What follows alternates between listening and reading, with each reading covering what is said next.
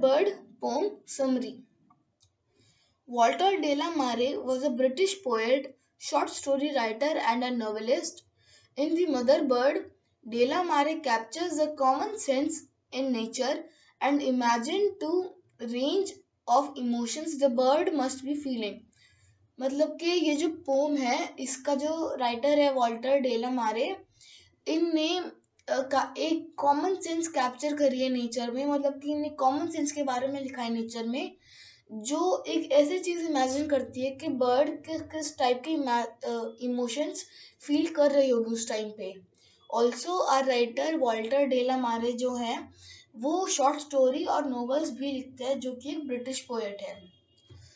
The mother bird observes a human peering through the leaves at her nest.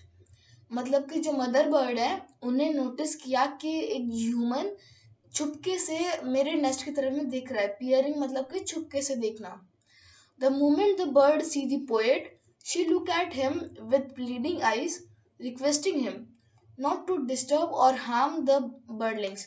मतलब कि जो bird है वो उस ह्यूमन की तरफ देखती है, जो हमारे पोएट है उसकी तरफ देखती है, और वो ऐसी नज़रों से देख रही थी, इस तरह से देख रही थी कि वो जैसे रिक्वेस्ट कर रही हो कि प्लीज़ मेरे अंडों को हार्म मत करो या मेरे को डिस्टर्ब मत करो, with the pleading eyes. Pleading मतलब कि रिक्वेस्टिंग वे में।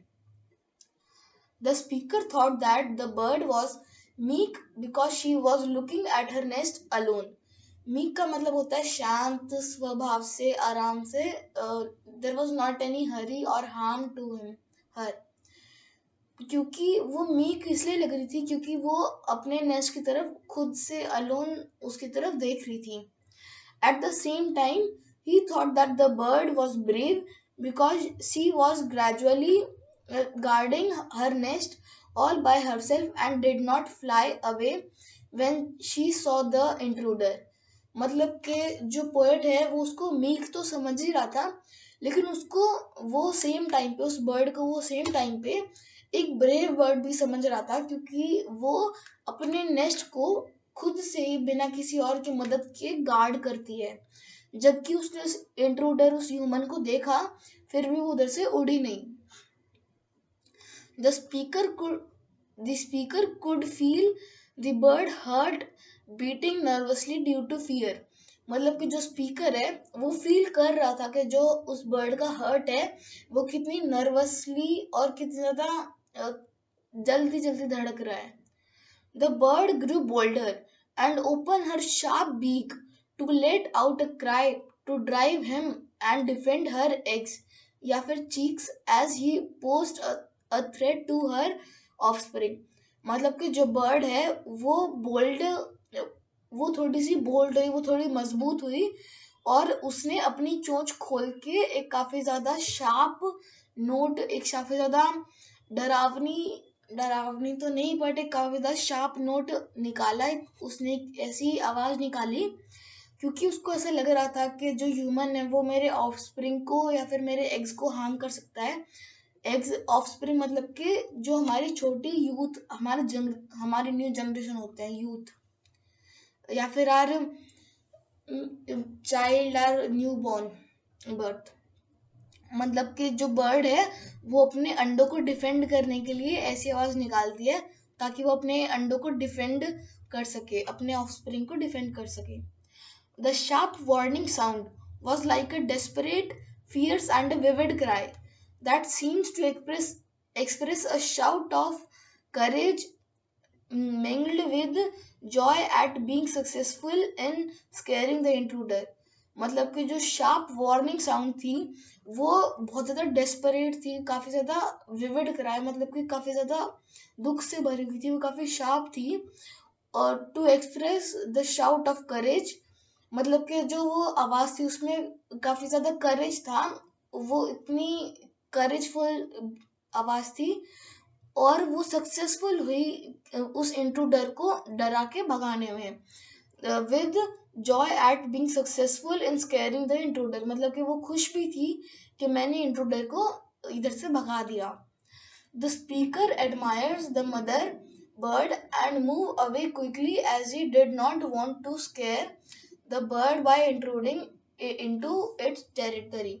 मतलब कि जो स्पीकर है वो उस बर्ड को एडमायर करता है, वो उस बर्ड की सराहना करता है कि हाँ ये मदर बर्ड अपने बच्चों को खुद से प्रोटेक्ट कर रही है। वो उसको सराहना करता है और उधर से निकल जाता है, क्योंकि उसका कोई ऐसा इरादा नहीं था, उसका कोई ऐसा इंटेंशन नहीं था कि वो उसके अंडों को, उसके ऑफस्प्रिंग को कोई डिस्टर्ब करे या फिर उसको कुछ हार्म करे। He felt foolish by being caught awareness। मतलब कि वो अपने अपने आप को थोड़ा सा नादान समझ रहा था जब वो उधर से जा रहा था, कि मेरे को इतनी बड़ी चीज नहीं पता चली कि इधर कोई माँ अपने बच्चों को प्रोटेक्ट कर रही है। The mother bird unconditional and boundless love is depicted in the poem in protecting the young ones। मतलब कि जो मदर बर्ड है, जो उसका अनकंडीशनल एंड बॉन्डलेस लव है, मतलब जो उसका बिना किसी कंडीशन का, मतलब कि ऐसा कुछ नहीं है कि अगर मैं इसको प्रोटेक्ट करूंगी अपने बच्चों को तो ये भी मेरे को बड़े होकर कुछ वापस में देंगे, without expecting something in return। She was loving him, she was loving them, she was protecting them unconditional। कोई कंडीशन नहीं थी उस पे। और बॉन्डलेस मतलब कि काफी ज्यादा मजबूत था वो। Unconditional and boundless love is depicted in the poem in protecting the young ones। मतलब कि जब वो अपने बच्चों को प्रोटेक्ट कर रही थी तो उसमें उसका अनकंडीशनल एंड बॉन्डलेस लव दिख रहा था। मतलब वो काफी ज्यादा स्ट्रॉन्ग वे में उसको प्रोटेक्ट कर रही थी, उसमें से काफी ज्यादा स्ट्रॉन्ग फीलिंग्स निकल रही थी। The poet appreciates the mother love in nature, that is a profound, brave and extraordinary courage with which it stands against the predator, though not might in her size। मतलब कि जो poet है वो उस bird को, उस माँ के प्यार को अप्रिशिएट करता है कि वो कैसे अपने बच्चों को प्रोटेक्ट करती है, काफी ज्यादा ब्रेवली और एक्स्ट्रा ऑर्डिनरी करेज के साथ। मतलब कि काफी ज्यादा करेज के साथ उसको प्रोटेक्ट करती है, काफी ज्यादा हिम्मत के साथ उसको प्रोटेक्ट करती है अपने बच्चों को। और ये उसने, उस मदर बर्ड ने ये नहीं देखा कि जो ह्यूमन है वो मेरे से काफी ज्यादा बड़ा है और मैं उसका आगे काफी ज्यादा छोटी हूँ तो मैं हार सकती हूँ। She was just bravely protecting her kids. अगर वो ह्यूमन उनको हार्म भी करता, उसके अंडों को हार्म करता, तो वो पक्का उस ह्यूमन पर अटैक करती विदाउट सीइंग दैट के वो मेरे से काफी ज्यादा बड़ा है। लेकिन फिर भी उसका जो प्रोटेक्टिंग वे, उसका जो लव, उसका जो बॉन्ड बना हुआ उसके बच्चों के साथ, दैट वाज वेरी स्ट्रांग। मतलब कि वो अपने बच्चों से काफी ज्यादा प्यार करती थी, इसलिए वो अपने इंट्रूडर के, अपनी प्रीडेटर के साइज को बिना देखे वो लड़ भी सकती थी। आई होप आपको समझ आई होगी इस पोम की समरी। अगले वीडियो में हम लोग इसके क्वेश्चन आंसर्स करने वाले हैं। Thanks for watching.